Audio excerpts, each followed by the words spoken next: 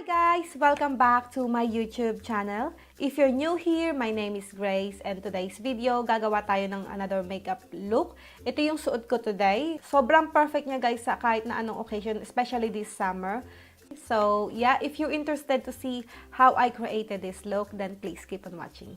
Nag-apply na ako ng primer guys. Kung wala kayong primer, mag-moisturizer na lang kayo kasi basta lang medyo maging tacky yung feeling ng face ninyo para may kakapitan yung foundation. Ayan, so next mag-a-apply ako ng foundation. Ang gagamitin ko, ito yung Dream Satin Liquid Foundation ng Maybelline. Ang shade ko dito, Sun Beige. So, 1 pump muna. And then gagamit ako ng sponge para i-blend yung foundation. Ayan, kulang yung 1 pump sa mukha ko. Ba't ganun? Dami kasing kailangan takpan. Diyos ko, Lord. Ganyan talaga pag hindi ka makinis. Talagang gagamit ka ng napakadaming foundation. Ayan. So, kukuha uli ako ng isa pang pump. Dahil kulang ang 1 pump sa aking pagmumuka. Ayan. Takpan ang lahat ng kailangan takpan sa iyong mukha. Oh, by the way, I'm using LA Girl Pro Concealer. HD High Definition Concealer. So, nilalagay ko siya sa aking under eye area. Para matakpan ang kailangan takpan dyan. Oh, ano ba yun? Ganun. Ayan, napunta na sa ilong ko pati. Alam niyo ba yung yung mga previous videos ko, I speak English kasi nandito ako sa UK. So super English pero mas komportable akong magsalita ng salita natin. Mas komportable ako. So I decided na magtatagalog ako. Hindi naman tayo pure Tagalog, 'di ba? Lagi namang may English sa ating word. Diba? Ayan na yung. Ganyan na talaga. Ganyan na talaga ang ating language. Taglish na. Hindi na siya Tagalog. Taglish. Ayan, na-brighten up na yung center of my face. And so, as you can see, biniblend ko rin siya dito sa aking eyelids. Kasi, like I always said, hindi naman ako naglalagay ng eyeshadow primer. Concealer lang, okay na ako. Foundation nga, okay lang din eh.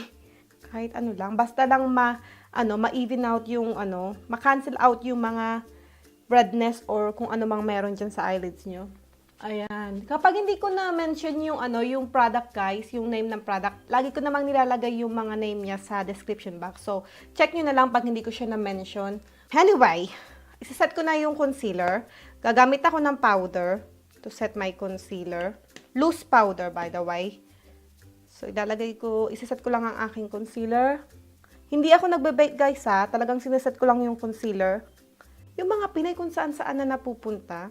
Diba ako meron dito ako sa UK, merong pinapanood ko yung sino ba yun? Si Simply Rays. Diba nasa Australia siya with her husband. Ayan, pinapanood ko yung vlog niya. Ayan, so may sobra at hindi ko alam. Let's just blow it away. Ayan, so parang ang puti ng mukha ko. So, next, maglalagay ako ng pressed powder. Yung isa-set ko the rest of my face. Gusto niyo bang i-mention ko yung product na ginagamit ko? Pero ilalagay ko naman siya sa description box. Anyway, i-mention ko na nga. Ito yung LA Girl Pro pressed powder. Diba may LA Girl sa Pinas? Meron na siya dyan. Yan, maglalagay na ako ng eyebrow. So, ang gagawin ko, gagamit ako ng eyebrow powder kasi hindi naman ako gumagamit ng pencil. So, itong gagamitin ko. This is from Anastasia. Ito yung Anastasia Brow Powder Duo in a shade dark brown. So, ito yung gagamitin ko. Yan. So, ang gagawin ko yung first eyebrow ko, tapos yung isa off camera na para hindi naman matagal tong video na to. Ayan. So, angle brush ang gagamitin ko to apply this powder. Hindi ko nahiligan na gumamit ng pencil. Hindi ko alam kung bakit.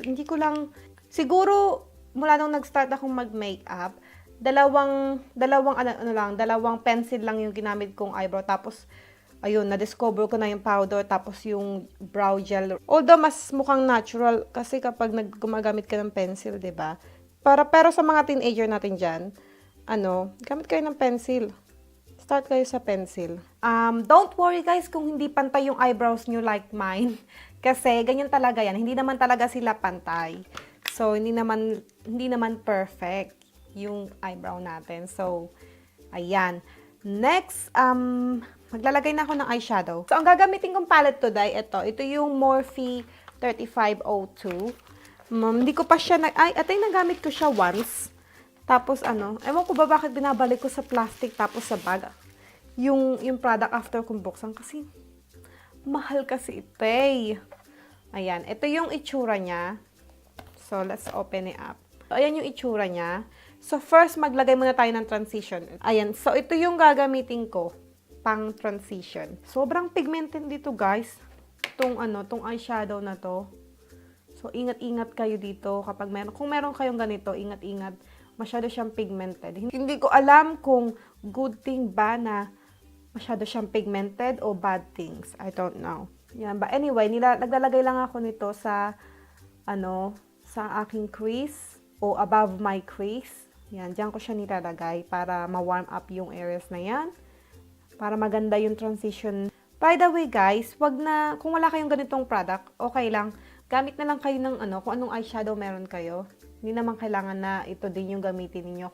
Kung gusto niyo i-create itong look na ginagawa ko, gamit kayo ng product na meron kayo. Unless meron naman kayong budget, okay lang din. So, just work with what you have.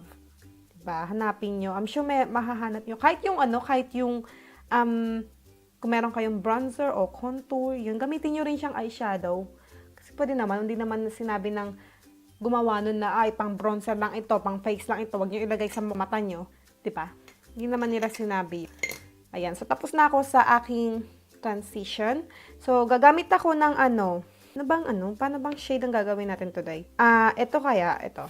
Itong shade na ito, lalagay ko siya sa aking outer V. Kasi karamihan sa mga Pinay, hooded eye, katulad ko, so gusto kong i-define yung outer V ko para magmukhang medyo lubog. I-blend ko rin siya up to my crease para ma-define din na yung crease area na yan.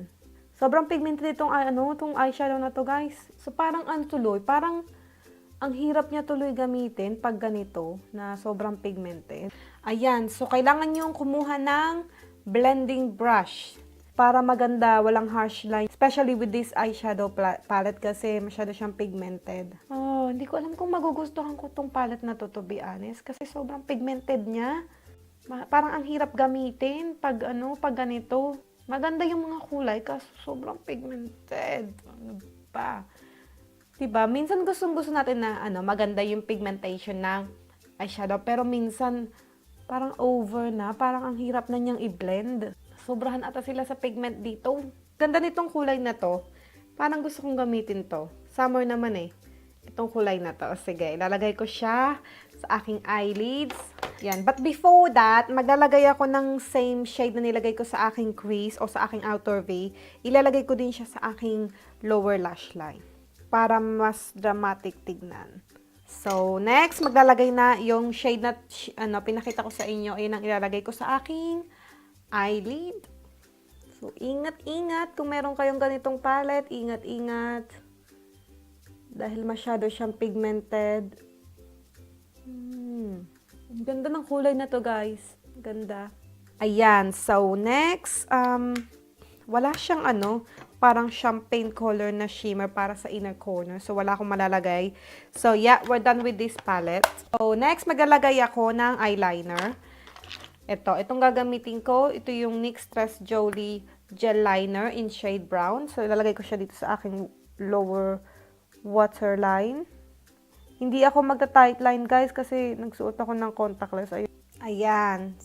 Tinitignan ko yung yung under eye area ko. In fairness, walang fallout yung eyeshadow, ah. Ang ganda. Walang fallouts. Ang ganda. Anyway, maglalagay na ako ng gel liner. Gagamit ako nitong LA Girl Gel Liner in brown. So, maggagawa ako ng maliit na wing. At saka base din siya sa aking false lashes mamaya. So, gagamit ako nitong bend, patawag dito, bend eyeliner brush. Kasi sobrang nakakatulong to, guys. Pag beginners ka, try mong gumamit ng ganito kapag gagamit ka ng gel liner. Kasi parang sobrang nakakatulong siya. So, kasi hindi ako magaling gumawa ng wing liner. Pero nung binili ko siya, nung binili ko tong brush na ganito, medyo nag-improve ng konti. Hindi ako mahilig mag-wing noon. Dahil hindi nga ako magaling. So, nung binili ko tong brush na to, sobrang nakaka-improve talaga. Mag-i-improve talaga yung paglalagay mo ng wing. Mas gusto kong naglalagay ng ng brown gel liner, guys. Kasi hindi siya masyadong harsh. Katulad, meron naman akong black gel liner. Same brand ng LA Girl. Pero kasi yung brown, mas soft tignan kaysa sa black. Ayan. 'Di ba? Okay na ako dyan. Maganda yung formula nitong ng gel liner ng LA Girl. Hindi siya masyadong basa. Ayan, so next maglalagay ako ng mascara, konti lang. Konting mascara lang kasi nga maglalagay ako ng false lashes. So I'm going to use this Mega Volume Miss Manga ng Loreal. So gamit lang tayo ng mascara. Any mascara, guys. Kung anong mascara meron kayo diyan, gamitin nyo.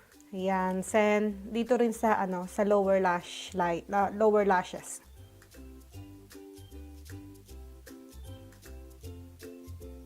Ayan, we're done. And then, now, ilalagay ko na tong false lashes ko. Ito yung itsura niya.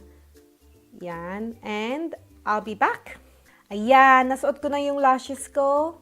Alam niyo ba noon, hindi ako naglalagay ng false lashes nung nagsisimula pa lang ako mag-makeup. Kasi takot na takot ako. Alam mo yung kapag nilagay mo yung glue, kapag tinanggal mo na yung false lashes, baka dumikit lahat ng false lashes ko, tapos makalbo. Yun, takot na takot ako. Ayan. So, next, tapos na tayo sa eyes. Magko-contour na ako. So, gagamit ako ng contour kit from Sleek. Ito yung face contour kit ng Sleek in a shade medium. Kailangan ko talagang nagko-contour ng face kasi gusto ko yung medyo slim yung mukha ko. 'Di ba? Ayan, maglalagay din ako dito sa aking jawline para medyo magmukhang patusok yung mukha ko. Ayan. So, may dimension na yung mukha ko, 'di ba?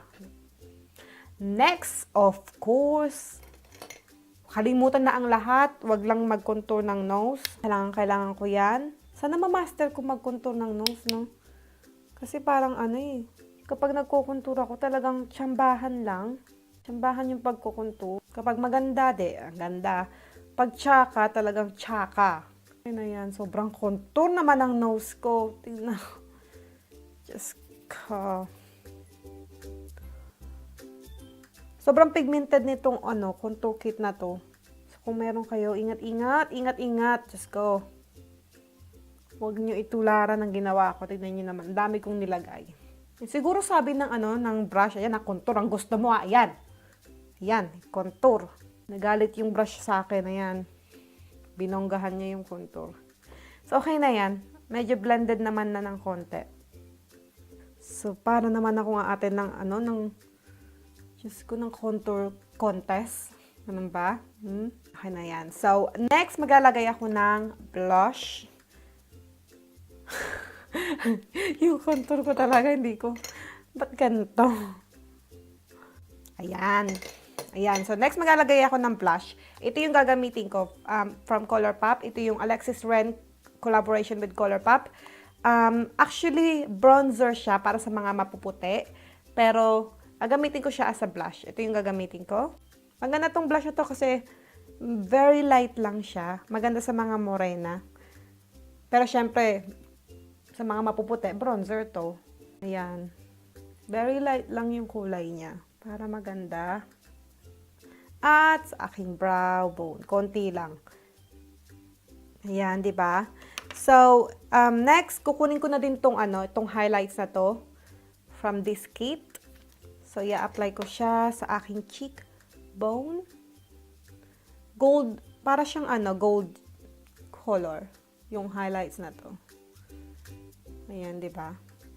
Para sa mga negrita, katulad ko. Dito din sa aking nose bridge. Sabi nila, wag ka daw maglagay ng contour dito sa iyong nose bridge. Lalo na dito sa pointed dito sa dulo ng iyong ilong. Pero, ganda kasi tignan, di ba? Ayan. So, maglalagay din ako sa aking inner corner. Ayan. Final step. Ito, lips from Clourpop. Ito yung lippiestix in a shade brink. Maganda to, guys. Parang nude lang yung color niya.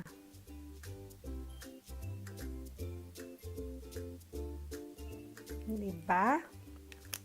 Nude lang siya. Parang pang everyday na kulay. Pero kasi dramatic yung eyes na ginawa ko. Kaya, ganyang kulay.